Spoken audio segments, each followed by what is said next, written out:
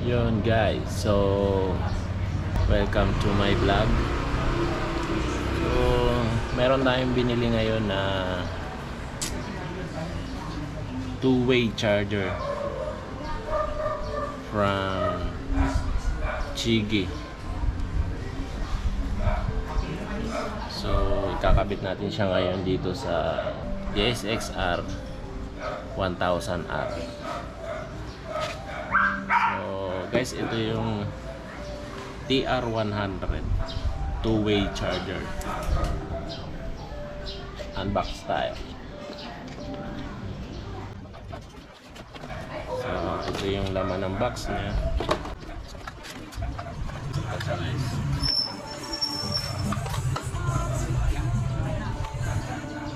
Ito yung two-way charger. Ilalagay lang ko sa battery guys. Positive at negative lang. Plug and play lang.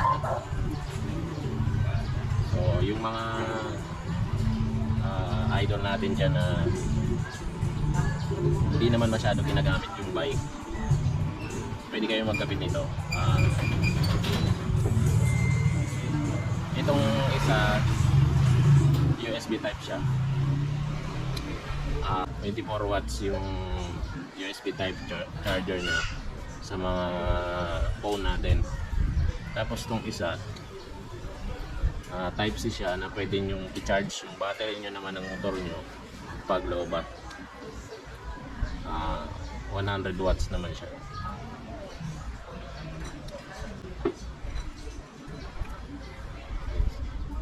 So ito yung naman ng box niya. Mayroon siyang kasamang bracket, tapos 3M na double-sided strap.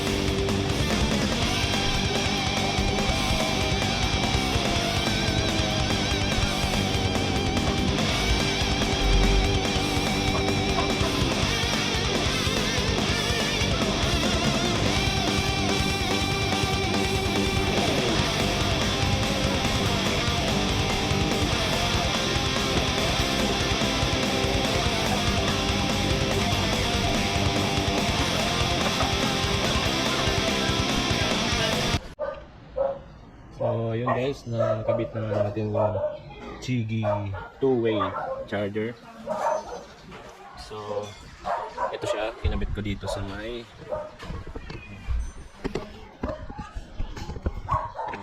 ayan siya, yan. Ito yung switch on nya. So yan, may light indicator siya na green, so meaning ready na siya. Ito yung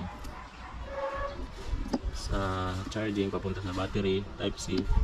Tapos ito naman ay USB type charger naman sa mga phone natin. So yan, dalawa. So ayan yung bracket niya, binend ko lang, kinabit ko dito sa likod ng side mirror. So para medyo presentable siya tingnan. So ganyan siya. Tapos guys, dito ko siya pinadaan. Yung line niya ito, naka-strap siya napunta dito sa ilalim, ng tangkit. So ganito. Tapos ito yung balas niya. Ito yung balas niya. Ipipix ko pa itong mga wire para hindi nakakalat. So ito yung red sa positive, tapos ito yung black sa negative. So yung positive natin, meron siyang Chigi fuse. So ayan, safety siya pagka nag-short. Ito, kapalitan lang yan pagka pumutok. So pipix muna natin yun.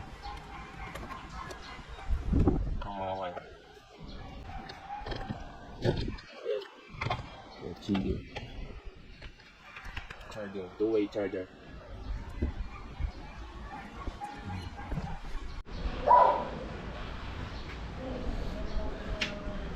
So, ayun guys. Ito, gagamitin natin yung sa charger natin sa phone sa Samsung. Then, sasaksak natin sa outlet. So, dito natin siya ilalagay. So, hook ko muna. So, dito, Type C. So, yan. Umilaw siya. So, charging siya ngayon. So, guys, ito, charging siya. Kung makikita nyo yung indicator light niya, so, kulay blue, charging siya. Ito yung manual niya. Ayan, manual. So, kung makita nyo, ipa-flash ko na lang sa screen dito. So, indicator niya is blue light flashing, battery maintenance charging. So, meaning, charging yung battery ng motor natin.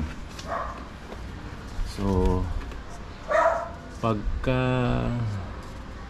naka always on na yung color blue na light, ibig sabihin full charge na yan. So, mamaya titingnan natin pagka nag full charge na siya. A few inches later. Yan guys, so yung light indicator niya is color blue na. So, meaning full charge na yung battery natin. So, pwede na natin siyang hugutin. Yan. Then, try natin siya i-start. So, yun. 12.6 yung sa voltmeter niya. So, try natin start. Yun. So, start na yung motor natin. So, ganun lang guys. Malaking bagay para hindi ka na magkakalas ng battery